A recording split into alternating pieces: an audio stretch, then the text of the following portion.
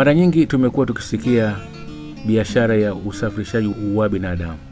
Usafirishaji wa binadamu uko kila mahali ulimwenguni na unapatikana katika njia mbalimbali. Basi leo tuungane na Sister Sofia Muhiba, Msalvatoriani, akituelezea ubaya wa tatizo hili. Biashara ya usafirishaji haramu wa binadamu ni janga la kimataifa ambalo hakuna nchi ambayo haijaathirika na janga hilo.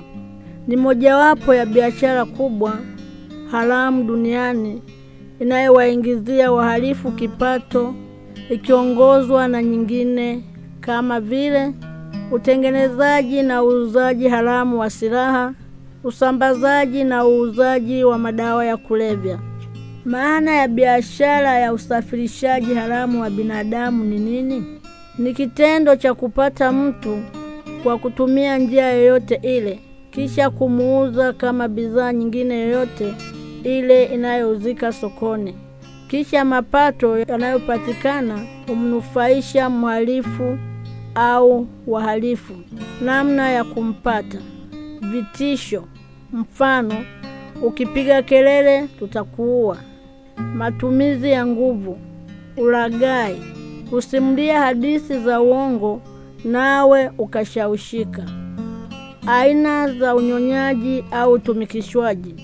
Zipo aina nyingi kama vile kufanyishwa kazi kwa kulazimishwa, ukahaba na malipo kupewa mhalifu au tajiri, unyanyasaji wa kuchukua picha za ukahaba na kuweka kwenye mitandao, utumwa wa kazi za majumbani, kuuza madawa ya kulevya ya mhalifu au tajiri, kulazimishwa kuunganishwa na vikundi vya kigaidi au uhalifu dhidi ya serikali halali iliyoko madarakani katika nchi husika.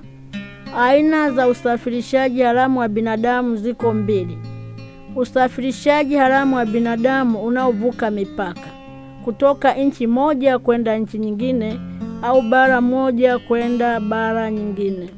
Usafirishaji haramu wa binadamu ndani ya nchi.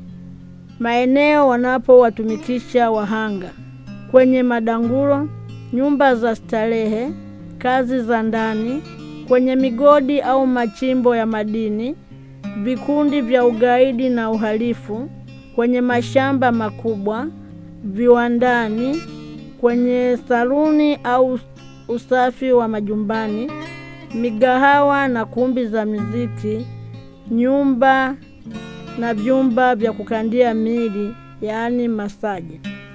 Madhara kwa wahanga: hofu na unyenyekevu uliopitiliza, kutokuwa na fedha au mali binafsi, kukosa uhuru wa kutoka eneo moja kwenda eneo jingine, kukosa mawasiliano au kuwa na mawasiliano hafifu na familia yake, kuwa na msongo wa mawazo, kunyang'anywa nyaraka zake zote ikiwemo hati ya kusafiria au pasipoti, kupata magonjwa ya kuambukizwa. Kipi kifanyike? Wazazi, walezi, ndugu, jamaa na watu wenye mapenzi mema, tuwe makini katika ulinzi wa jamii zetu, kwani mhanga anaweza kuwa mimi, wewe au yeye, kulingana na mahali wahanga wanapotumikishwa. Tujihadhari kutowapokea wageni tusiowajua. Ikitokea tunawapokea, tuwapeleke kwa viongozi wa serikali za mitaa, nao wachukue hatua stahiki mara moja. Tusitumie njia za mkato kupata kazi au ajira. Tuombe ushauri kwenye halmashauri zetu, waweze kutusaidia kuchunguza kabla hatujaenda, ili kupata uhakika kama kazi hiyo ni halali. Tuwazuie watoto wetu kutopenda kupewa lifti yoyote, iwe pikipiki, gari, bajaji na kadhalika. Wasikubali kupewa zawadi na watu wasiowajua kwa kuwaambia twende dukani tukanunue kitu au chukua hiki. Pia wasikubali kuulizwa na wageni mahali fulani. Wawaambie wawaulize wakubwa, watawasaidia, wao hawajui mahali. Wasikubali kujibu maswali mengi, mwisho wataragaiwa nao wataibiwa. Mkubwa ukiona mgeni humwelewi, anatia mashaka. Ondoka na toa taarifa kwa wahusika waweze kusaidia kabla. Wazazi tunahangaika kwa sababu ya watoto wetu, lakini tunakosa muda wa kukaa nao kuwapa malezi hata dakika chache. Wanarudi nyumbani muda wanaopenda, wanakwenda sehemu wanayopenda.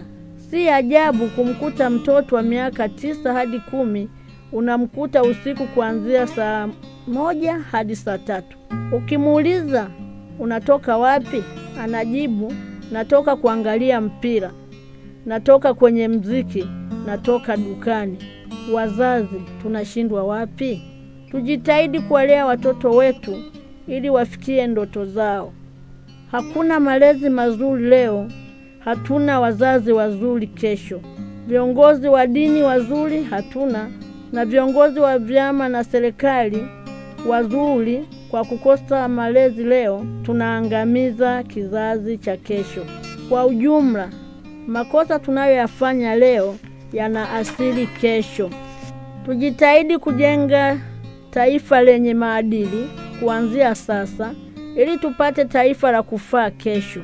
Tumuombe Mungu atusaidie sana, hali si shwari. Nawashukuru sana wote mlionisikiliza.